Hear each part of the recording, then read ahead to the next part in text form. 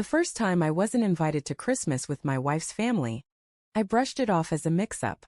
The second time I told myself they probably assumed I was working. By the fifth year though it wasn't an accident, it was tradition.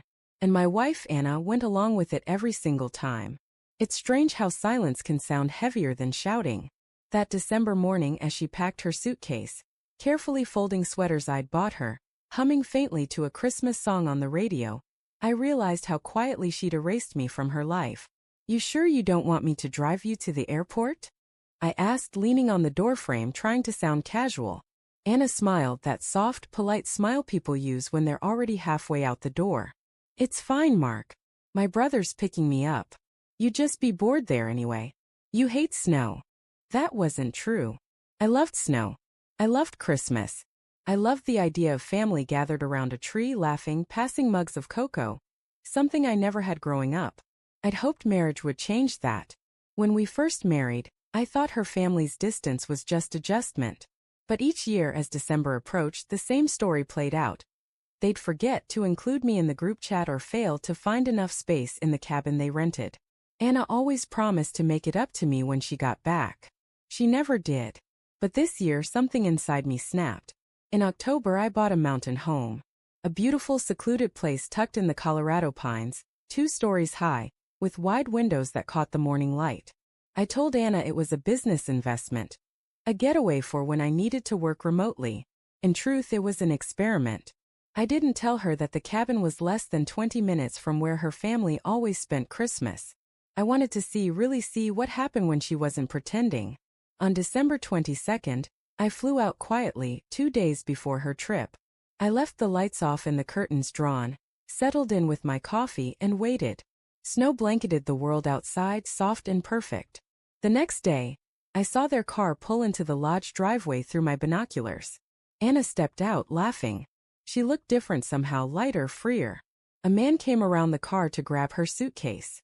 He was tall, maybe mid-30s, with the kind of easy charm that made people like him instantly.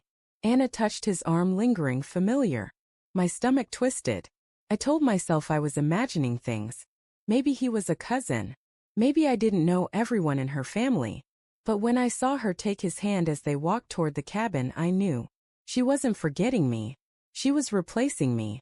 I stayed awake that night, sitting by the dark window, heart hammering, trying to piece together how long it had been happening. Her late-night work calls. The new perfume she wore. The sudden obsession with fitness classes that didn't match her schedule. It all made sense now, but I wasn't ready to face it. The next evening, I drove down to the lodge. My breath fogged the windshield as I parked a few houses down. Laughter and music spilled from inside. Through the window I saw her. Anna sat near the fire, wearing the red sweater I'd given her last Christmas. The man sat beside her, his arm draped over her shoulders. She leaned into him, smiling in a way she hadn't smiled at me in years. Someone snapped a photo. She laughed, kissed the man's cheek. Felt like being punched. I drove back to my cabin on autopilot. For a long time I just sat there, staring at the empty fireplace, the gift I'd wrapped for her still on the table. A pair of diamond earrings shaped like snowflakes. She'd once told me she'd always wanted something elegant for the holidays. I thought of her smile when she said it. I thought of how she'd stop smiling like that around me. And I broke. The next morning, Christmas Day, I woke before dawn. I wasn't angry anymore. Just hollow. I packed the earrings into a small box, wrapped them again and drove down the icy road. By the time I reached the lodge, the family was outside taking pictures by the tree. Anna spotted me instantly. Her face drained of color. "Mark," she stammered, walking toward me, eyes wide. "What are you doing here?" "Merry Christmas," I said softly, holding out the gift. "You forgot to invite me again. So I thought I'd surprise you." The man beside her, David, I later learned, shifted awkwardly. Her father's expression tightened, but no one spoke. Anna forced a laugh. "Mark, this isn't a good time." Her voice shook. I glanced at David. He couldn't even meet my eyes. "You're right," I said quietly. "It never is." I turned to leave, but something in me refused to go just yet. "How long?" I asked, facing her again. "How long have you been doing this?" Her lips parted. "Mark." "Don't," I snapped. My voice cracked. Just tell me the truth, Anna. I saw you two. You didn't even try to hide it. Silence fell over the group. David looked away. Her mother bit her lip. Even her brother, who'd once called me family, stared at the snow. Finally, Anna whispered, 2 years. The words hit like shards of glass. 2 years. That meant last Christmas. And the one before that. When she came home and kissed me, told me she missed me, that was all part of the lie. I left without another word. Back at the mountain home, I packed my things. But before I left, I took one last look around. The untouched fireplace, the single mug on the counter, the silence pressing in like fog. This place had been meant for peace, for clarity. Instead, it showed me what love looks like when it's dying. I checked into a small inn down the road. That night, my phone buzzed. Anna. Please, can we talk? Anna. I didn't mean for you to find out like this. Anna, it wasn't supposed to go this far. I didn't reply. But hours later, she showed up at the inn. Her hair was still damp from the snow, her eyes red. She looked smaller somehow, stripped of all her confidence. Mark, she whispered. Please. I can explain. I let her in, though I didn't know why. Explain what? I asked, voice barely steady. That you fell in love with someone else? That every Christmas you told me your family didn't want me there. But it was really you who didn't. Tears streamed down her cheeks. It wasn't like that. He was just someone I could talk to. You were always so distant. Distant. I repeated, stunned. Anna, I spent years trying to get close to you. You're the one who shut me out.